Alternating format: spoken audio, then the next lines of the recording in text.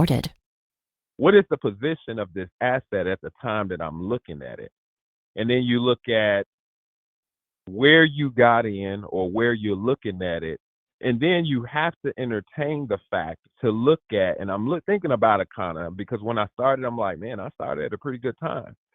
My question to Eric, I'm not Eric Strickland, who's my upline. The first question I asked him is, who knows about this?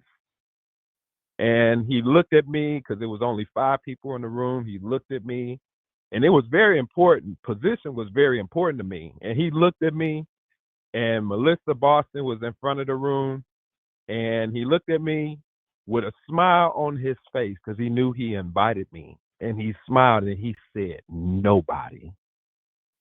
And I said, what? So I knew I had, when looking at to the left of that paper, I was in a great position for leverage. So the second thing that I looked at was the culture. Who supported it? What was the community like? Who are the leaders? With an asset, any asset, I look at who's supporting it. Even if I'm looking at crypto, who's supporting it? What is the culture like? I go to Facebook, I'm nosy, I research, I do everything, and I'm looking at all of those things. So when I look at Akana, I have to consider, when I was looking at what kind of Akana, how it is now, I'm looking at our leader, our fearless leader, Melissa Boston. I had people, I was reaching out to people, and Eric was bragging on Melissa, and I was like, who is Melissa? And then there was a young man that I knew that was in the travel industry, a good friend of mine, fraternity brother. And he started telling me, and when I mentioned I was trying to recruit him, and he said, Melissa Boston, I know her. You know, our CEO comes with very heavy artillery, especially her history in YTB. By the way, someone tried to recruit me yesterday through a company that's owned by Donald Bradley, right? Because of our relationship that I have with this young lady, based off of who she know I am, and probably based off of what I'm doing. People are nosy.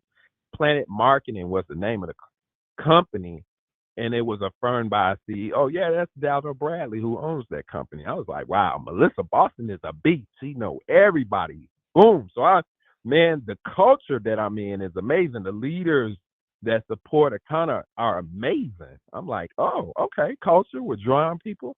Now I look at that that word that I gave you called narrative.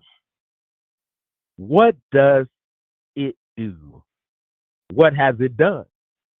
What has it accomplished? What are the testimonies behind this company called a narrative, the Akana?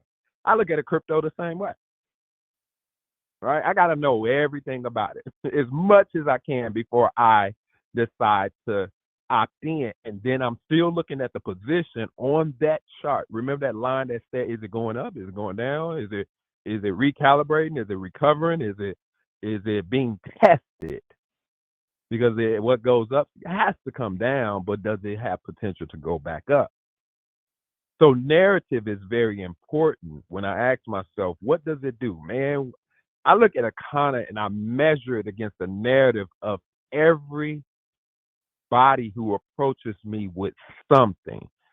And I just look at the narrative for what it is in regards to the need of what we have, in regards to what people are looking for in the world. Strong narrative. Man, we have something that really, and it's very early adopted. A lot of people don't, again, even in today's time, our CEO bringing to the table soul massage, just so many different things that people, energy enhancement system, soul massage, the newest TACA and all these different. I'm like, where did she get this stuff from that nobody has ever heard of, and we're early adopters in it? Oh, I'm still to the left of that curve. Has potential to go up. It's not something that I've heard before, or it's not a saturated market. It's not a saturated crypto. See, I don't buy things at the top. Just doesn't make sense. I don't care how popular it sounds. I love seeing things when let's say when they take advantage of a good crisis. or when there's blood on the street. Hmm. I'm gonna go.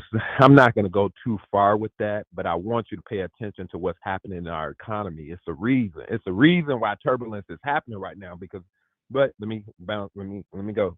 Um, the last thing that I mentioned was FUD. FUD. Minister Mooney, what does FUD mean, and what are you saying about this FUD thing?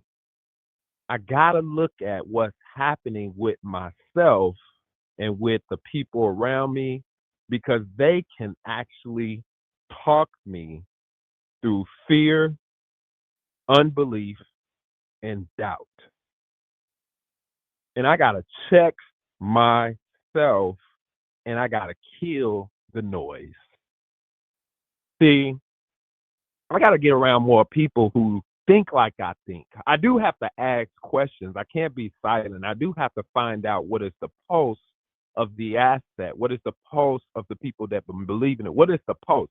Are they moving in fear, unbelief, and doubt, or are they really moving in power and authority because they know what they have as a culture and they know their narrative and they know their position?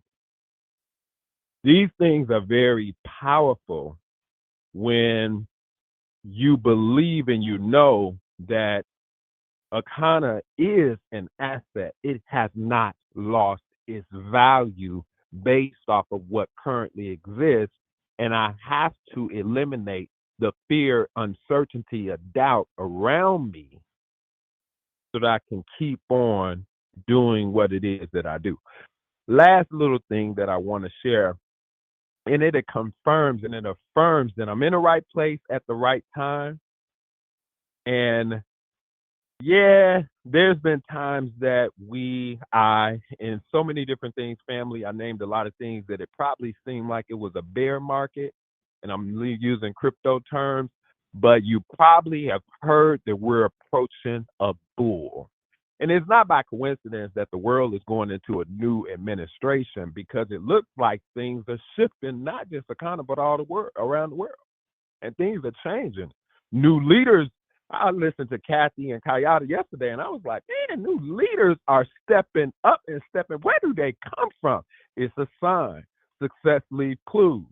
So my last confirmation was I and my wife were on the WVLN radio show. We followed Linnell Harris, and then we followed into a coaching group that he's a part of.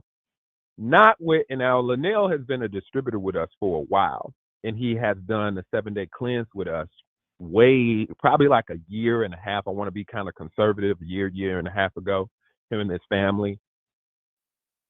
And it probably appeared like he just fell off maybe, or I hadn't heard from him. We hadn't heard from him about the cleanse. So out of the blue on this call, he says, well planned out too.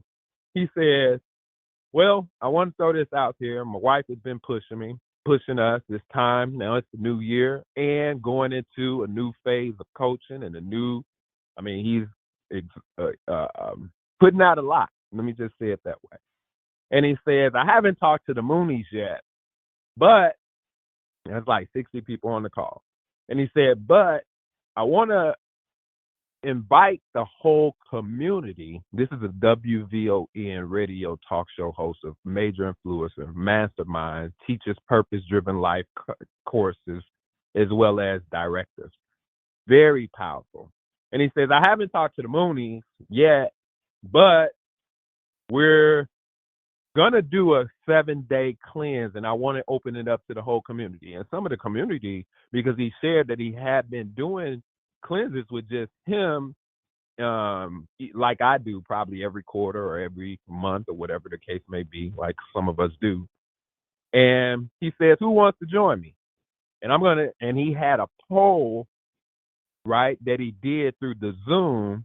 And over 60 people, 80% of the people responded and said, I'm in. And then some of them got kind of like, man, anytime you do it, let us know. You haven't been letting us know when you do these cleanses.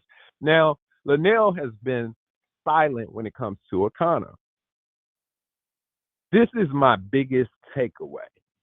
And I said to my wife, what if I was not?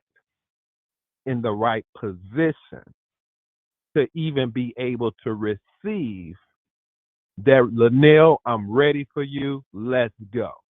What if my narrative and he had not seen that this is what the Moonies do? And what if my response would have been, Linnell, sorry, man, but that's not what we do anymore.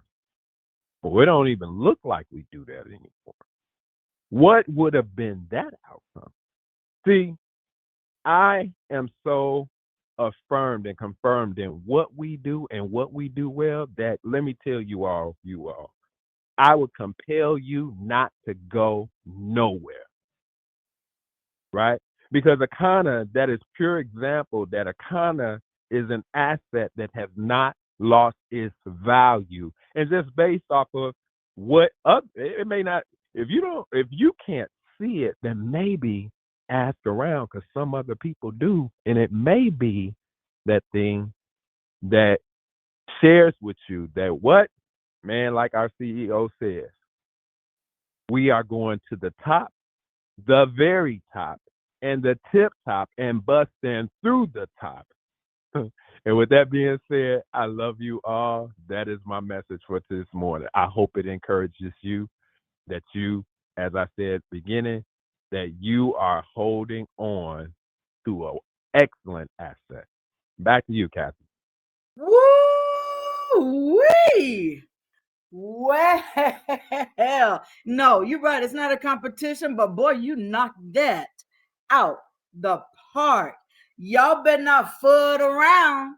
You better not fud around with that fear, undoubt, and unbelief and doubt. Okay, I love it. Fud, FUD. If y'all didn't pick up anything else from Minister Mooney, write that down. No fear, no unbelief, and no doubt, this is absolutely the right thing. When people start to come around and they realize that what you've given them has value, the information about their health, how to eat, where to go, how to do a post regimen, coaching consistently. They can call you and ask you questions about their family, all of that. And then, oh, wait a minute, hold on, stop. You get to make money?